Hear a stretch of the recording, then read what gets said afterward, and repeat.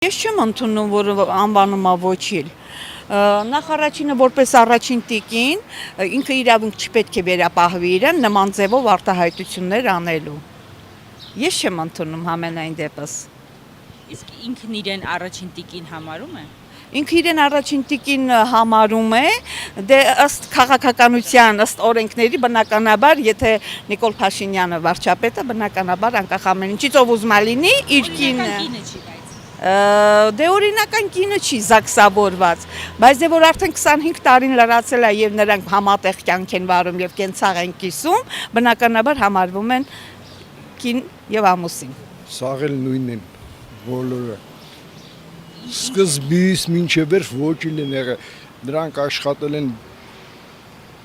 ընդդեմ Հայաստանի Հանրապետության դեմ բոլորը։ Բոլորը։ Այսինքն գործող իշխանությունն էլ է ոչին։ Բոլորն են ոչինչ։